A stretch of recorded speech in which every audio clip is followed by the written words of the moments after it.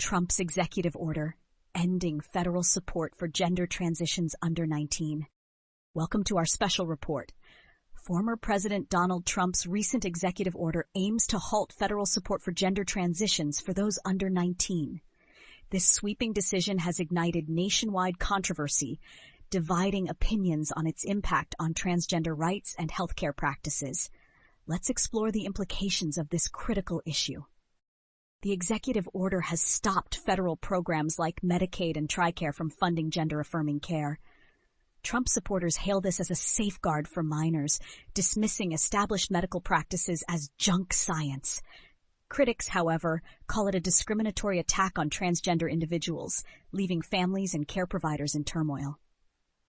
The policy encourages lawsuits against medical professionals who provide gender-affirming treatments. This opens doors for individuals who regret transitioning to pursue legal action. Supporters argue it protects minors from irreversible decisions, but does it come at the cost of the mental health and well-being of transgender youth? Leading medical associations warn that severing funding for gender-affirming care could heighten mental health struggles for transgender minors. Studies underline its importance in reducing depression and suicidal tendencies. Yet, Trump's administration frames this action as necessary to protect America's children from perceived medical overreach. Meet Alex, a 17-year-old who has found confidence through federally supported hormone therapy.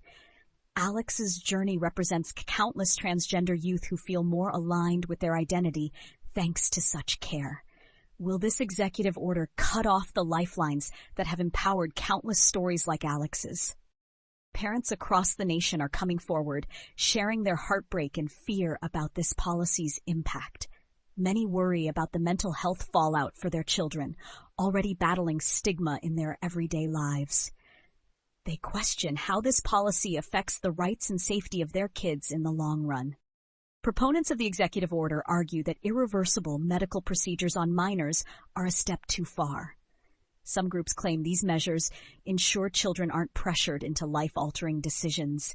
Interviews with supporters reveal their desire to shift the focus toward mental health counseling rather than physical transitions. These perspectives reflect a long-standing cultural divide over parental rights, government intervention, and individual freedom. For supporters, the debate isn't one of discrimination, but about caution and responsibility. However, critics argue this narrative masks the systemic removal of reproductive and LGBTQ+ rights over the years.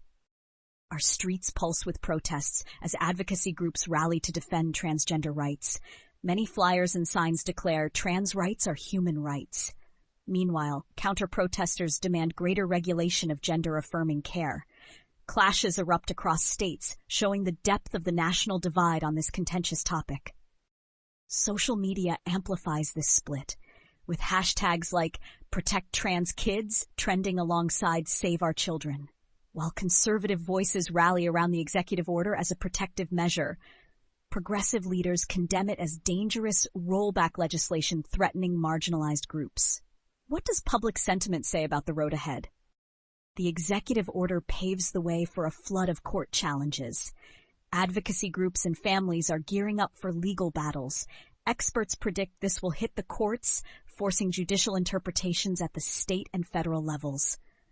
Could this set a precedent for future battles over transgender legality? Many view this policy as part of a larger trend, reflecting a broader rollback of protections for LGBTQ+ rights across various administrations. From military bans to school policies, transgender advocates highlight an uphill fight for equity that extends far beyond one executive order. Looking beyond American borders, how do other nations handle gender-affirming care?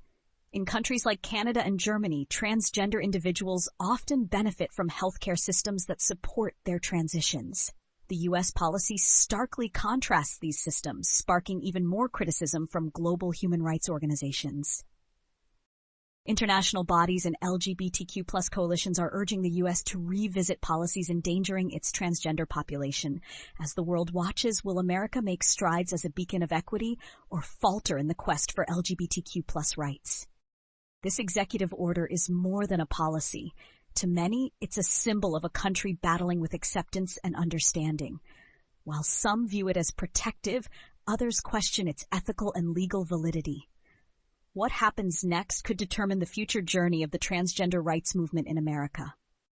Love, empathy, and informed dialogue are crucial in certain times like this.